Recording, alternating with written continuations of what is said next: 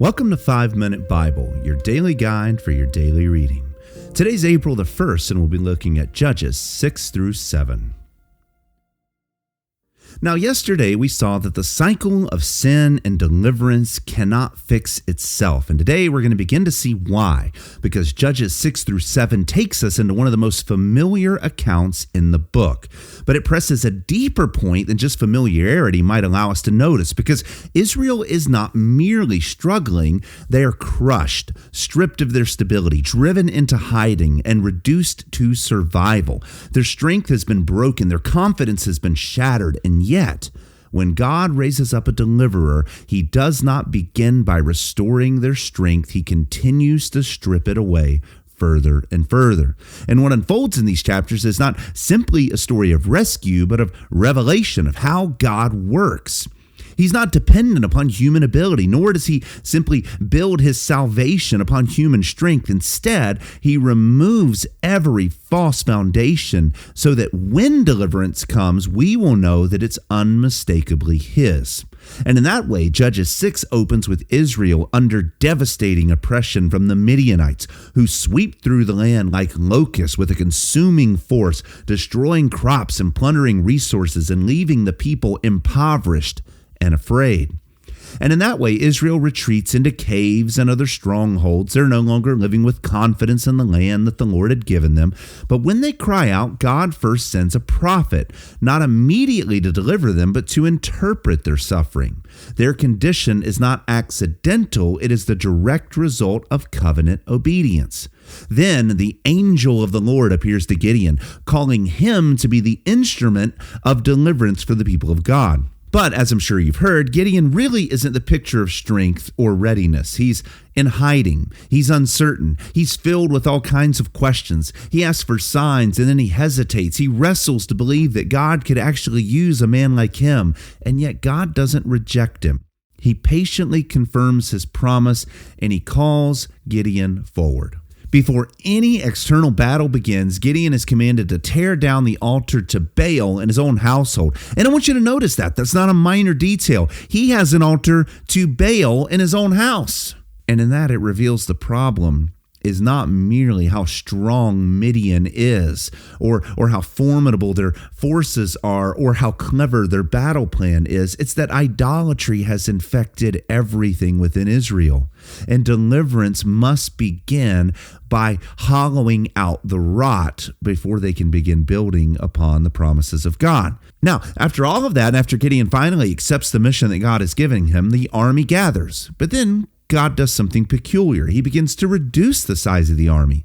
What starts as a large force is steadily diminished until only 300 men remain, which is not really a matter of strategy, but it's a matter of theology, because God is ensuring that the coming victory cannot be attributed to human strength in the same way that he did it in Jericho.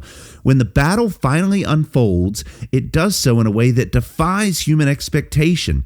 It's 300 worship leaders with trumpets and jars and torches. Gideon's small little force advances, and the Lord, by his power alone, throws the Midianites into confusion so that they collapse upon themselves and kill each other in the midst of their chaos and confusion. The victory is decisive, and the conclusion is unavoidable. This deliverance doesn't belong to Israel, it belongs to God.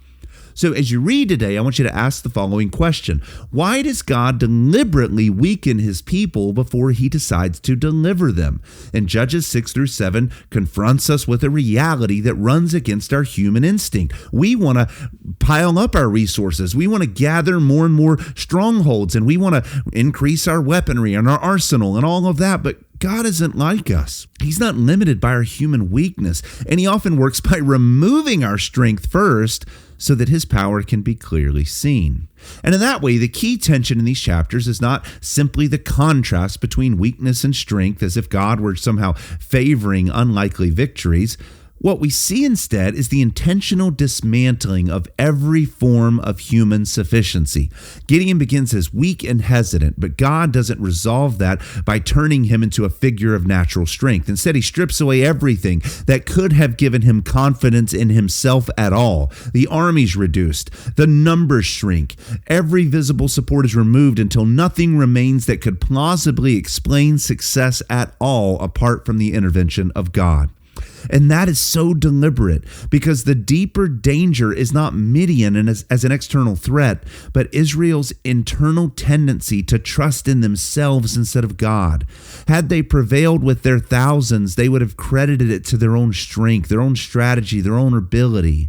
So God ensures that such a conclusion is impossible. By the time the battle begins, the outcome has already been framed. If victory comes, it's going to come by God alone. And this pattern presses directly into the human heart because it exposes how naturally you and I also rely upon our strength and our ability. We trust in our numbers and our resources and our preparation and our control, believing that things can be secured by our effort and by our machinations alone. And yet God repeatedly works in ways to dismantle those assumptions.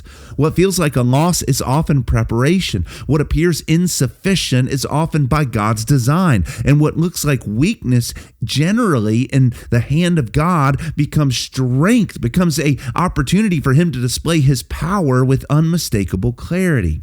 And this pattern reaches its fullest expression in Jesus Christ. Gideon's story points forward, but it also reveals its own limitations because the ultimate display of God's power through weakness is not found on the battlefield, but at the cross.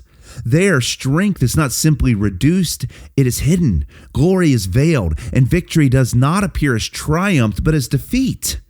Think about this. The greatest victory that ever occurred in all of human history was in the killing and the death of God's one and only Son.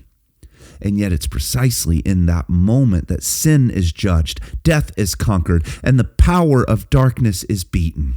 Just as Gideon's reduced army makes it clear that salvation belongs to the Lord, the cross reveals that redemption is entirely the work of God. But Christ goes beyond what any judge could accomplish. He doesn't merely interpret a cycle of oppression. He deals with the root of the problem. He conquers sin itself and establishes a new covenant in which the law of God will be written on our hearts by the Spirit to transform us from within.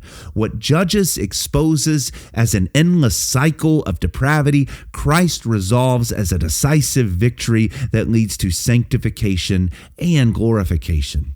His kingdom doesn't rise and fall with human ability. It actually advances steadily, powerfully, and inevitably in spite of it because it rests on his finished work and his present reign instead of ours. So as you read Judges 6-7 today, pay careful attention to how thoroughly God removes every single ground for human boasting. The victory is clear, but the deeper problem is not yet solved because tomorrow we will see that even after a triumph like this, the seeds of future failure are already taking root again. And with that, read your Bible carefully, devotionally, and joyfully, and may the Lord use his word to sanctify you completely, and we will continue our journey tomorrow. God bless you.